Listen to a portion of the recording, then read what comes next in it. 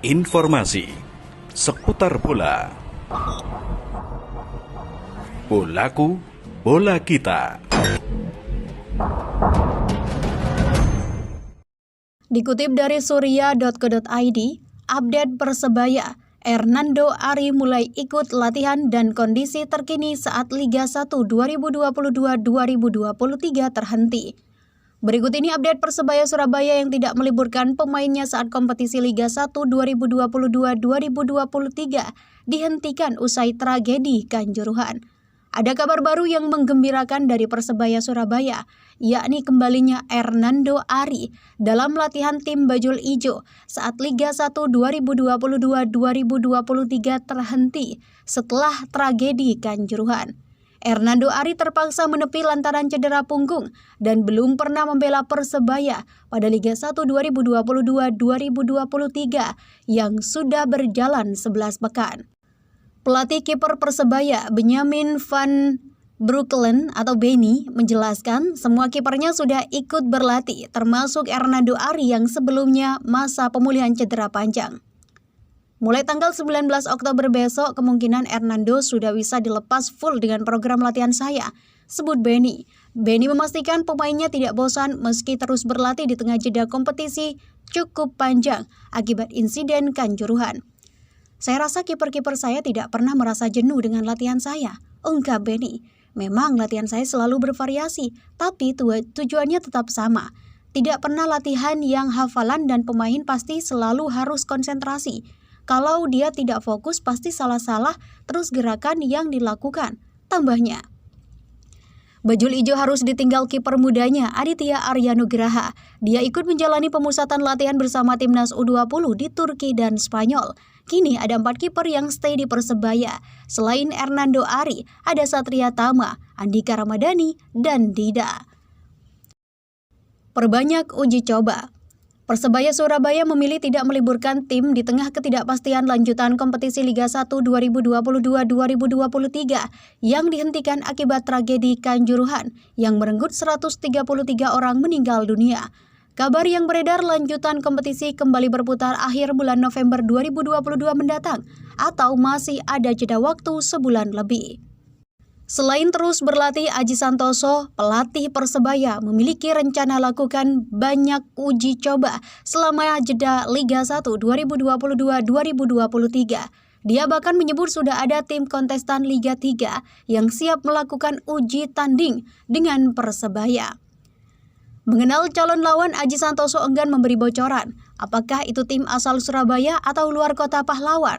Uji coba rencananya minggu-minggu ini, waktunya masih kami cari yang tepat kapan, ungkap Aji Santoso pada surya.co.id Selasa 18 Oktober 2022. Mengenai lawan yang hanya merupakan kontestan Liga 3, Aji tidak ingin timnya melakukan laga dengan tensi tinggi, apalagi lanjutan kompetisi masih cukup lama. Kompetisi masih lama, target latihan kami supaya pemain tidak hilang sentuhannya dalam uji coba dengan Liga 3, kata Aji Santoso. Namun Aji Santoso tidak menutup kemungkinan akan lakukan uji tanding dengan tim sesama Liga 1 di masa jeda kompetisi. Ya, kami lihat nanti, ucapnya. Di luar itu, Aji Santoso berharap segera ada kepastian kompetisi. Itu penting utamanya berkaitan dengan program tim. Semoga segera ada kepastian agar tim-tim tidak kebingungan menyusun program. Jelas mantan pelatih Persela Lamongan ini. Selain programkan uji coba, Aji Santoso terus mematangkan persiapan tim latihan di jeda kompetisi Liga 1 2022. Satu yang dipersiapkan adalah memperbanyak opsi formasi. Aji Santoso menilai formasi berbeda yang digunakan Persebaya saat menang 2-3 atas Arema FC di laga terakhir berjalan efektif. Situasi ini coba terus dimatangkan.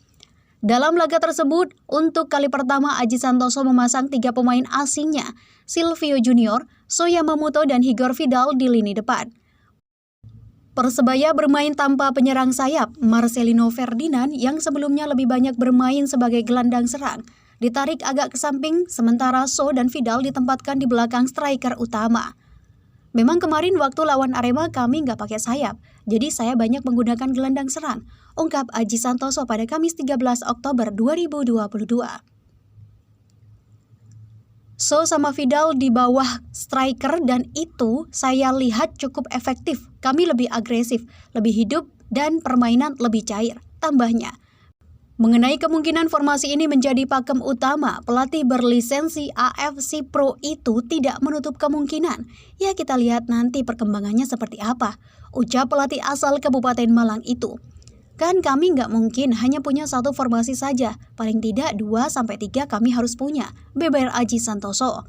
PSSI menyebut bahwa hingga saat ini belum terdapat keputusan yang pasti kapan Liga 1 2022-2023 kembali dilanjutkan. Anggota Komite Eksekutif PSSI, Vivin Cahyani menjelaskan, hingga kini PSSI masih menunggu evaluasi imbas kejadian di Stadion Kanjuruhan Malang, Jawa Timur yang merenggut 712 korban. Korban terdiri dari 96 luka berat, 484 luka ringan, dan 133 meninggal dunia.